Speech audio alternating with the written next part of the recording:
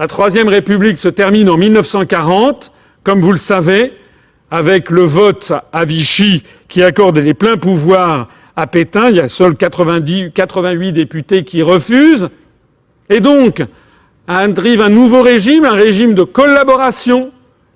Et ô merveille de l'héraldique, voici ce qui arrive avec le nouveau régime. C'est l'État français de 1940-1944, le drapeau personnel de Pétain, avec une francisque et des étoiles d'or. Décidément, à chaque fois qu'un symbole d'or arrive sur le drapeau national, c'est toujours, depuis des siècles, depuis maintenant un millénaire, lorsque l'on vole aux Français leur souveraineté et lorsqu'on veut leur imposer des décisions qu'ils ne veulent pas. Au même moment, et ça permet de bien comprendre les deux visions de la France, au même moment, Charles de Gaulle, le 18 juin 1940, donc part à Londres, vous le savez mieux que moi, il dit, le dernier mot est-il dit, l'espérance doit-elle disparaître? La défaite est-elle définitive? Non. Quoi qu'il arrive, la flamme de la résistance française ne doit pas s'éteindre et ne s'éteindra pas. C'est ça que dit de Gaulle et c'est ça qui montre ce que c'est qu'être français. Être français, c'est hésiter entre se soumettre à l'Empire au nom d'une prétendue fatalité, ou bien, au contraire, lui résister, même si tous les éléments sont contraires, au nom de la France éternelle. Est-ce que je vais me plier à l'Empire du moment, comme l'avaient fait les Éduins avec Jules César, ou comme l'a fait Pétain et les collaborateurs avec le Troisième Reich, ou bien est-ce que je me positionne avec le recul de l'histoire et avec tout simplement l'honneur d'un peuple qui veut se battre, en disant même si les événements me paraissent contraires, eh bien je me bats pour la France éternelle et je lutte contre l'Empire. Ça me mène à dire un mot sur ce que c'est que la collaboration. Parce que il y a dans l'esprit de notre époque, on présente souvent les collaborateurs ou les vichistes comme si c'était des pro-nazis. C'est une erreur totale. C'est une erreur totale. C'était pas ça. Comme au temps de la guerre des Gaules, certains Français, c'était le cas des Éduins, certains Français, ils préfèrent finasser. Ils préfèrent jouer sur tous les tableaux, ils préfèrent collaborer. Vous avez ici Pétain, son dauphin, l'amiral Darlan, et enfin le président du Conseil, Pierre Laval.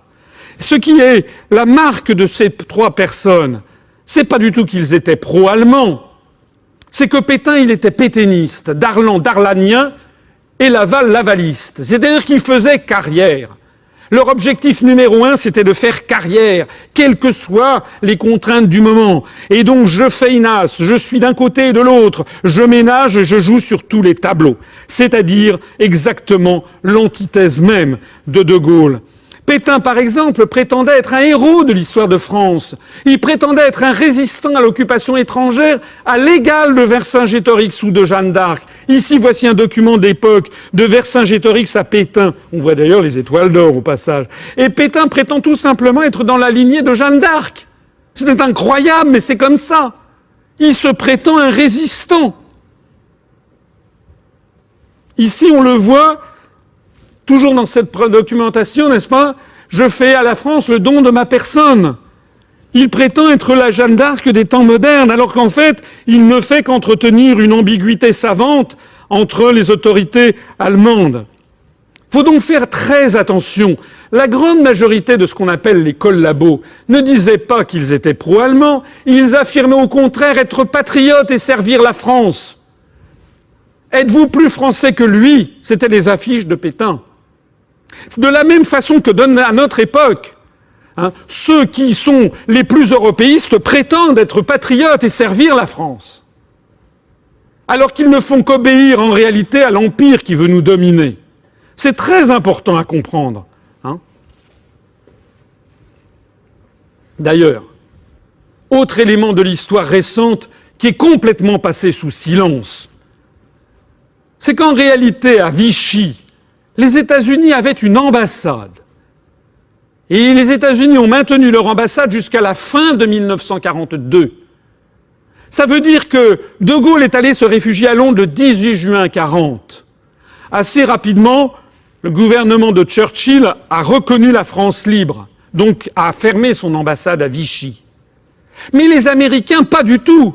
Les Américains n'ont jamais voulu reconnaître De Gaulle, jusqu'au moment où ce n'était plus possible de faire autrement. Et donc ils ont envoyé, il n'y avait pas que les Américains d'ailleurs, il y avait un certain nombre de grandes puissances. Il y avait des puissances de l'Axe, bien entendu, qui avaient leur ambassade, l'Italie par exemple, ou l'Espagne, qui n'était pas une puissance de l'Axe, mais qui était, disons, neutre, mais quand même plutôt dans les régimes à poigne de l'Europe. Mais vous aviez aussi l'Australie, qui avait une ambassade à Vichy, et les États-Unis. Les États-Unis ont fermé leur ambassade à la fin 1942, c'est-à-dire que les États-Unis étant entrés en guerre contre l'Allemagne et le Japon à la suite de Pearl Harbor le 7 décembre 1941, les États-Unis étaient en guerre contre l'Allemagne à partir du 8 décembre 1941 et jusqu'en novembre 1942, ils ont maintenu une ambassade à Vichy, tout en étant en guerre contre l'Allemagne. Et ce qu'il faut savoir, c'est que le maréchal Pétain recevait toutes les semaines, dans son bureau à Vichy, on envoie ici une photo, l'ambassadeur des États-Unis, l'amiral William Leahy, qui était un très proche du président Roosevelt. Et qu'est-ce que disait Pétain à l'amiral Leahy? Il lui disait, en gros, ne vous en faites pas, je suis avec vous. La quintessence de toute collaboration, c'est donc la soumission servile à l'étranger, quel qu'il soit. La quintessence de toute collaboration, c'est l'acceptation de toutes les compromissions, c'est la conviction que la France ne fait pas le poids. Le discours constant du régime de Vichy consistait à dire aux Français « vous êtes nuls », c'était l'autodénigrement de la France, nous avons beaucoup péché, nous avons eu le Front populaire, on a pris des mauvaises habitudes, nous devons prendre exemple sur l'étranger. C'est exactement le discours contemporain qu'on inflige aux Français. De façon actuellement, on ne cesse de dire aux Français que les Français sont nuls, qu'ils sont grevés de dettes et d'endettement jusqu'à ne plus savoir où en mettre. On oublie au passage de dire que les États-Unis sont beaucoup plus endettés que nous. On oublie aussi au passage de préciser d'où vient l'origine de cet endettement. Et on ne cesse de donner aux Français comme exemple les exemples étrangers. Mais ça, c'est le principe même de toute collaboration. C'est exactement ce que faisait César avec les tribus gauloises. Et le principe même du régime de Pétain, avec qui un jour était avec les Américains, le lendemain avec les Allemands. En réalité, Franklin Roosevelt et le gouvernement américain préféraient de très loin Pétain et le régime de Vichy à De Gaulle et à sa France libre. Et si vous avez des doutes, lisez tout simplement les mémoires de guerre et vous en apprendrez de belles sur les coups pendables que Roosevelt a fait à De Gaulle. Il y en avait un autre qui était un petit malin, c'était Pierre Laval. Pierre Laval, regardez, on le voit ici avec sa fille, José Laval. José Laval, c'était la fille unique de Pierre Laval. Il se trouve qu'elle avait épousé un aristocrate qui est René de Chambrun. Et René de Chambrun, qui était donc le gendre de Pierre Laval, se trouvait être le fils d'une Américaine qui s'appelait Clara Longworth. Il avait donc la double nationalité française et américaine. Mais ce qui est intéressant, c'est que le frère de Clara Longworth, donc qui était l'oncle par alliance de la fille de Pierre Laval, était le gendre de Theodore Roosevelt, le 20e président des États-Unis d'Amérique. Et qui avait d'ailleurs, la nièce de cet oncle avait en outre épousé Franklin Roosevelt, qui était le président des États-Unis pendant la Seconde Guerre mondiale. C'est un petit peu compliqué en termes de relations familiales, mais tout ça pour dire quoi? Tout ça pour dire qu'en réalité, par le mariage de sa fille, Pierre Laval avait tout simplement des liens de famille, éloignés il est vrai, mais quand même, avec le président des États-Unis en exercice, avec Roosevelt. Et ce qu'il faut savoir, c'est que d'ailleurs, Pierre Laval était allé aux États-Unis dans les années 30. Il avait été fait homme de l'année par le magazine Time en 1931, où il avait été reçu justement par le président des États-Unis, par Theodore Roosevelt, avec lequel il était proche. Ce qu'il faut savoir, c'est que Pierre Laval avait assuré ses arrières. Pendant qu'il affirmait souhaiter la victoire de l'Allemagne dans son discours du 22 juin 1942, à peu près au même moment, son gendre René de Chambrun était reçu à la Maison-Blanche par Franklin Roosevelt pour négocier la suite des événements. C'est d'ailleurs la raison pour laquelle, lorsque les Américains ont reconnu le gouvernement Darlan après l'opération Torche en Afrique du Nord, Darlan étant le dauphin de Pétain qui dirigeait l'Afrique du Nord, les Américains interviennent en Afrique du Nord, le dauphin Laval se rallie aux Américains, et les Américains maintiennent Darlan en poste, en fonction, au grand scandale évidemment des gaullistes. Et Roosevelt fait dire à De Gaulle, je traite avec Darlan parce qu'il me donne l'Afrique du Nord, je traiterai demain avec Pétain et avec Laval lorsqu'ils me donneront Paris. Le plan des Américains, c'était après la Seconde Guerre mondiale, d'avoir et d'installer Pétain et Laval à Paris. C'est d'ailleurs la raison pour laquelle aura lieu justement la création du Conseil national de la résistance. C'est une des raisons fondamentales pour lesquelles le CNR va se créer, mais seulement à cette époque-là. C'est lorsque d'un seul coup les Français se rendent compte qu'ils sont passés de Charybde dans Scylla et qu'après l'Allemagne nazie, on va avoir l'Amérique qui va nous imposer le même genre d'Olybrius à la tête de la France. L'amiral Darlan, dauphin de Pétain, lui, il se prétendait sur cette médaille debout dans la tourmente pour la patrie. En effet, regardez comment il était debout dans la tourmente pour la patrie. Ici, on le voit en train de plaisanter avec Hitler, et quelques semaines après, toujours debout dans la tourmente pour la patrie, il est ici dans les meilleurs termes avec Eisenhower, après l'opération Torche. C'est ça, l'esprit de la collaboration. De même que l'esprit de la collaboration, c'est la Légion des volontaires français, vous entrez les premiers dans la grande famille européenne. Ou encore, ici, cet appel, ce message du maréchal Pétain, chef de l'État, n'est-ce pas, qui recommande donc aux Français de participer à une croisade contre le bolchevisme. C'est votre pays que vous protégez ainsi en sauvant également l'espoir d'une Europe réconciliée. Comme au temps de la Révolution française, comme sous la Restauration, certains préfèrent l'Europe à la liberté et à l'indépendance de la France. À cette époque-là également, eh bien, le maréchal Pétain remettait, on le voit sur cette photo historique, en avril 1943, la Francisque numéro 2202 à un jeune ambitieux qui avait les dents qui rayaient le parquet, qui s'appelait François Mitterrand. Et François Mitterrand, vous savez que la Francisque, pour obtenir cette décoration, elle ne tombait pas du ciel, il fallait la demander et se faire parrainer par 2 personnes. Et il fallait, avant de l'avoir reçue, signer une promesse. Il y avait un formulaire donc, que François Mitterrand a dû remplir pour obtenir la promesse, pour obtenir la décoration. C'était un serment. Je fais don de ma personne au maréchal Pétain, comme il a fait don de la sienne à la France. Je m'engage à servir ses disciples et à rester fidèle à sa personne et à son œuvre. M. Mitterrand est en effet resté fidèle à l'œuvre du maréchal Pétain, puisque c'est François Mitterrand qui a signé le traité de Maastricht.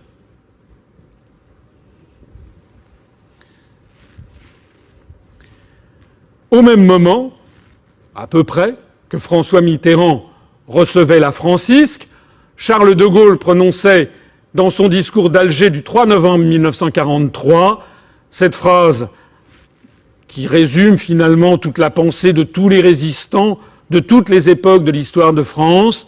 20 siècles d'histoire sont là pour attester qu'on a toujours raison d'avoir foi en la France.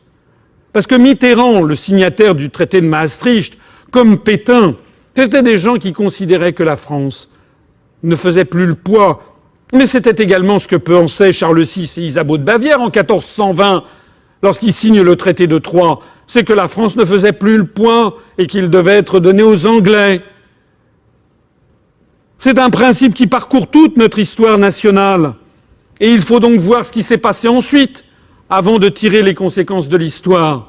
De la même façon qu'un des grands enseignements de l'histoire récente, c'est que qui est venu à l'aide de la France libre? Ce ne sont pas pour l'essentiel des hauts fonctionnaires, ce ne sont pas des présidents de sociétés, ce ne sont pas des professeurs d'université, des académiciens, ce ne sont pas ces gens-là, c'est le peuple. Comme disait De Gaulle en France, seul le peuple est patriote, les élites ne le sont pas. Qui est venu au secours de la France libre? C'est le réseau Manouchian, dirigé par un Arménien, avec des Juifs, des Italiens, des communistes, des gens venus de toute l'Europe, des étrangers. qui se sont battus pour que vive la France. Qui a été le premier grand haut fonctionnaire à rejoindre Charles de Gaulle dans la France libre? Félix Éboué, gouverneur du Tchad. Félix Éboué, qui était un noir, un Français descendant d'esclaves guyanais. C'est lui qui a sauvé l'honneur de la fonction publique française.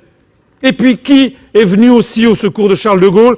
Des pêcheurs de l'île de Sein, les plus pauvres parmi les pauvres, comme on dirait presque dans les évangiles. C'est-à-dire, en réalité, souvent des exclus, ou des gens d'origine étrangère, ou des gens qui n'avaient même pas la peau blanche. Comme on le disait encore une fois de Gaulle, et je l'ai déjà cité, il y a un pacte 20 fois séculaire entre la grandeur de la France et la liberté du monde. S'il y a des Français qui sont morts pour la France, il y a aussi des étrangers qui sont morts pour la France, pour ce grand principe d'émancipation qu'a toujours été notre pays. Et il y a un élément qu'il faut toujours garder à l'esprit, c'est que la France n'appartient pas seulement aux Français. La France est un principe d'émancipation dont tous les peuples du monde aiment à se prévaloir. Lorsque Dominique de Villepin a fait son discours inspiré en 2003 au Conseil de sécurité de l'ONU sur l'Irak, d'un seul coup, plus de 90% des peuples du monde se sont reconnus dans la parole de la France. C'est de ça qu'il s'agit. Malheureusement, M. de Villepin, ensuite, a voté oui à la Constitution européenne, il l'a même négociée. Mais enfin, ça, c'est un autre problème. Ainsi donc, on en est arrivé à la Ve République que je fais dater de 1958 jusqu'à 1986. Pourquoi 1986 ? Parce que 1986, c'est la date de la signature de l'acte unique qui préfigure le traité de Maastricht, et c'est donc le début du démantèlement de notre démocratie. La Ve République, elle a été fondée par Charles de Gaulle. Et Charles de Gaulle, c'est qui? Eh bien, c'est l'homme qui a toujours dit non. Hitler prétendait bâtir une nouvelle Europe. Das neue Europa ist unschlagbar, disait-on dans les documents nazis. La nouvelle Europe est invincible. Europas Freiheit, c'était la liberté de l'Europe pour laquelle se battait prétendument Adolf Hitler. Échec à l'ennemi de l'Europe, il s'agissait de l'Angleterre qui était traitée d'ennemi de l'Europe. Europas Sieg, dein Wohlstand, c'est-à-dire la victoire de l'Europe, c'est ton bien-être. Eh bien, c'est à ceci que Charles de Gaulle a dit non. Il a dit non à la volonté hégémonique de l'Allemagne et il a dit non à la nouvelle Europe. Mais lorsqu'ensuite, il est arrivé aux affaires, en tant que président de la Ve République, il a dit non. Il n'a pas seulement dit non, il n'avait plus besoin de dire non à l'Allemagne. Il a dit non à la volonté hégémonique de l'URSS, en maintenant la France dans le camp occidental, en soutenant Kennedy contre Khrouchtchev lors de la crise de Cuba en 1961. Mais de Gaulle, il n'a pas fait que ça. Ensuite, il a dit non aussi à la volonté hégémonique des États-Unis d'Amérique. Il a dit non à Dwight Eisenhower et au traité de la CED en 1954. Il a dit non à Lyndon Johnson et à l'intervention militaire en Indochine, avec ici son discours de Phnom Penh de septembre 1966. Il a dit non au privilège du dollar et au déficit de la balance des paiements américaine en 1965 dans sa conférence de presse restée célèbre. Il a dit non à l'OTAN, au commandement militaire intégré de l'OTAN. Il a dit non à la construction d'une Europe supranationale sous tutelle de Washington, comme je le montrerai dans ma conférence de demain soir. Voilà l'homme qui a dit non, tout ça pour préserver la souveraineté et l'indépendance de la France. Mais il ne disait pas non à tout. Il disait oui à l'amitié et à la coopération franco-allemande. Il disait oui à des relations d'égal à égal avec les États-Unis d'Amérique. Il disait oui au droit des peuples à disposer d'eux-mêmes avec son discours de Brazzaville. Il a dit oui à la Chine de Mao en 1964 pour faire contrepoids justement à l'hégémonie américaine. Il a dit oui à la coopération franco-britannique au moment même où il refusait que la Grande-Bretagne entre dans le marché commun pour les raisons que j'exposerai dans ma conférence de demain soir. Il a dit oui parce qu'il ne s'agissait pas d'être anti-anglais, il s'agissait simplement de réfléchir à ce qui était dans tous les domaines les meilleurs intérêts pour la France. Il a dit oui à la coopération franco-soviétique. C'est lui qui a lancé la politique de détente à partir de 1966 en créant notamment la grande commission mixte franco-soviétique. C'était pas qu'il était devenu communiste, c'est simplement qu'il voulait avoir des relations d'État à État et qu'il voulait que la France France joue un rôle mondial et que tout accord avec des puissances comme l'Union soviétique ou la Chine permettait d'affaiblir la volonté hégémonique des États-Unis. Il a dit oui à l'indépendance militaire de la France, notamment avec la force de frappe nucléaire. Il a dit oui à la coopération internationale. C'est lui qui a créé Airbus. La Commission européenne n'est pour rien dans Airbus. Airbus n'étant rien une création européenne, c'est une coopération internationale. Il a dit oui à la communauté des États francophones. C'est quelque chose que l'on ne dit jamais aux jeunes générations, mais dans la Constitution de la Ve République, il y avait tout un chapitre qui était consacré à une communauté. C'était pas une communauté européenne, c'était une communauté de destin fondée sur une langue. De Gaulle préférait avoir des liens avec un Sénat, notamment de la communauté, où il y aurait eu, par exemple, la Côte d'Ivoire, la Tunisie, le Maroc, le Sénégal, éventuellement les pays d'Indochine, parce que c'est des pays dont d'ailleurs la preuve actuelle est bien là, nous sommes beaucoup plus proches de la Tunisie que des Lettons, par exemple. Et puis De Gaulle a également dit oui à une France libre et souveraine qui poursuit son essor technique, économique et sociale.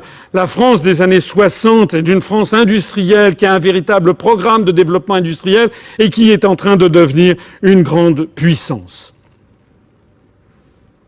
Une stratégie conforme à 2000 ans d'histoire, avoir pour unique préoccupation la survie et la grandeur de notre pays, refuser ce qu'il appelait les fausses fatalités de l'histoire, préserver l'indépendance de la France contre tous les empires qui veulent la dépecer, respecter la souveraineté du peuple au tel point qu'il a présenté immédiatement sa démission lorsque le référendum de 1969 a été perdu, œuvrer pour la coopération avec le monde entier, pas seulement avec l'Europe. Charles de Gaulle avait ainsi une stratégie pour la France. Cette stratégie triomphante tirait les leçons et s'inscrivait dans le prolongement de plus de 2000 ans de notre histoire, comme je voulais, je l'espère, montrer au cours de cette conférence. Cette conférence qui maintenant va tirer à sa fin, mais une fin qui est un peu triste, sauf l'épilogue ultime que je vous réserve, qui est donc devenue la stratégie de la France.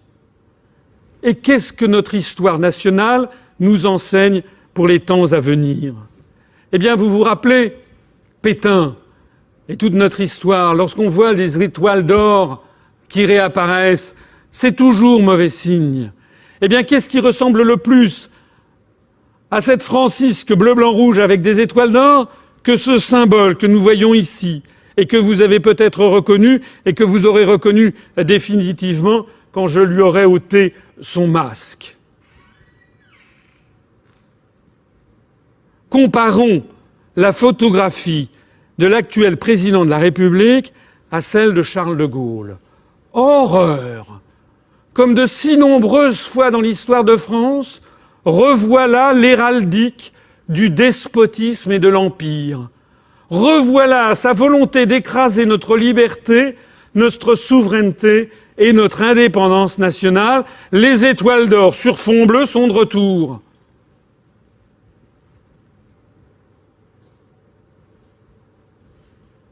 Ainsi donc, on peut mesurer cette étonnante pulsation de l'histoire de France.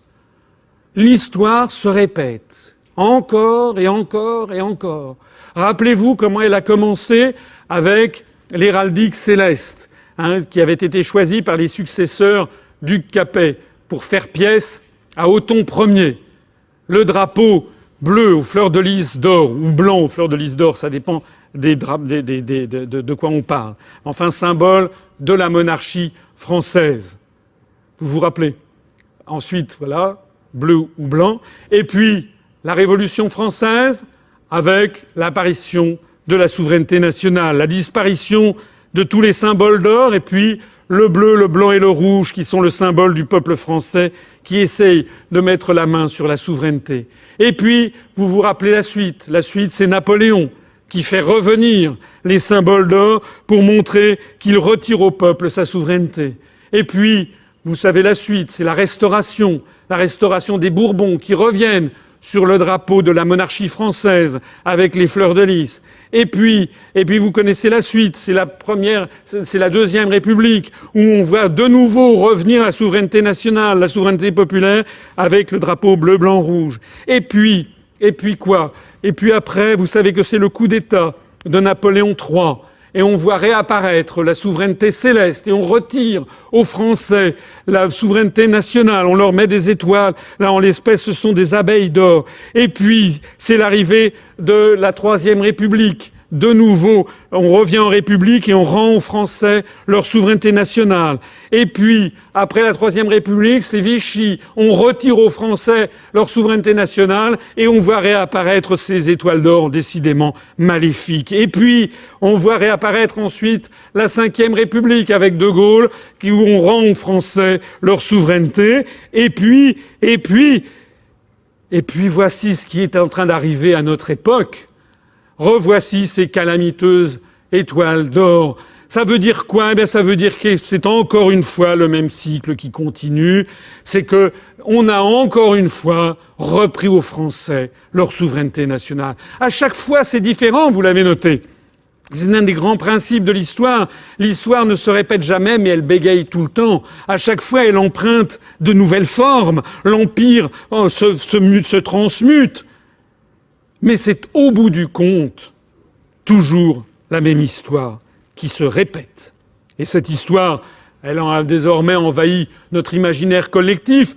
J'ai montré une photo tout à l'heure de M. Sarkozy. Loin de moi l'idée de fustiger seulement M. Sarkozy. Ça, c'est un propos démagogique. Ils sont tous à mettre dans le même sac. Tous ceux qui acceptent la construction européenne, que ce soit ici Lionel Jospin qui parle devant les Étoiles d'Or, M. Bayrou qui parle devant les Étoiles d'Or, M. Jacques Delors qui parle devant Delors, c'est le cas de le dire, M. Jacques Chirac qui parle devant des Étoiles d'Or, M. François Fillon qui parle devant des Étoiles d'Or, M. Dominique Strauss-Kahn devant des Étoiles d'Or, M. Dominique de Villepin devant ces fichues Étoiles d'Or, Mme Martine Aubry toujours ces maléfiques Étoiles d'Or, et enfin le président de la République avec ses Étoiles d'Or. Ainsi donc apparaît enfin, en pleine lumière, la compréhension. Je suis, si vous me le permettez, la chouette d'Athéna qui vous apporte la solution. Nous avions, vous vous rappelez, la souveraineté nationale. Le peuple impose une constitution aux dirigeants, Louis XVI qui prête serment, et puis le pouvoir est celui du pouvoir du peuple, c'est le drapeau tricolore. Et puis ici, c'est le dirigeant qui impose une pseudo-constitution au peuple, et le drapeau, c'est celui du pouvoir céleste. Eh bien, les choses n'ont pas changé. Remplaçons simplement, dans un cas, dans la souveraineté nationale, c'est la constitution de la Cinquième République. Et dans l'autre cas, eh bien, c'est tout simplement la Constitution européenne. La Constitution européenne est le drapeau européen qui est celui du pouvoir céleste. Et vous avez tout compris. Vous avez tout compris de ce qui nous arrive, de ce qui nous est déjà arrivé un nombre de fois incalculable. Vous vous rappelez qu'au début de cette conférence, je vous disais quelque chose qui n'est jamais arrivé, a pratiquement aucune chance d'arriver jamais. C'est le cas de l'unification de l'Europe. Depuis plus de 2000 ans, l'Europe n'a jamais été unifiée. Donc c'est pas maintenant que ça va se faire. En revanche, quelque chose qui est toujours arrivé va se reproduire, eh bien c'est ça. Alors c'est très négatif, mais c'est aussi très positif. Parce que nous savons la suite. Nous savons que ça ne marche pas. Nous savons que sur long terme, les Français ne l'acceptent pas. Comme disait François Mauriac, un proche de De Gaulle, ce qu'il y a de singulier, c'est que la France a toujours nourri en son sein, à toutes les époques, un parti d'hommes raisonnables qui nie qu'elle puisse vivre autrement que subordonnée. La stratégie de la France, c'est devenu la construction européenne. On nous assure que la France, rompant avec plus de 2000 ans d'histoire, doit devenir ce qu'elle a toujours refusé depuis 2000 ans, c'est-à-dire une nation ayant perdu sa liberté et qui se laisse vassaliser par un empire étranger. Quel empire? Oh, c'est pas très compliqué. Cherchez l'aigle. Vous savez, c'est comme dans les crimes. On dit chercher la femme ou chercher le... Là, quel empire? Cherchez l'aigle. On a eu l'aigle de l'Empire romain qui a voulu unifier l'Europe. On a eu l'aigle de l'Empire byzantin qui a voulu unifier l'Europe. On a eu l'aigle du Saint-Empire romain germanique, qui a voulu unifier l'Europe. On a eu l'aigle de l'Empire napoléonien, qui a voulu unifier l'Europe.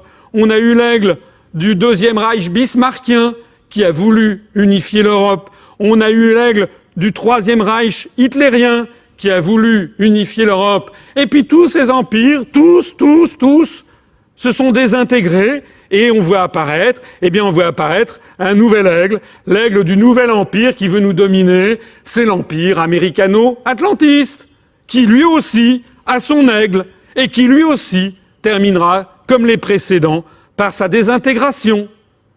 Et nous pouvons en être sûrs puisque toute l'histoire nous le donne raison. La seule question qui se pose, c'est celle que je posais à la fin de mon premier chapitre. Encore combien de temps ? Or, au train où vont les choses, avec cette puissance qui est au bord de l'explosion qu'est les États-Unis, il est probable que d'ici peut-être 2 à 3 décennies maximum, tout cet empire s'effondrera.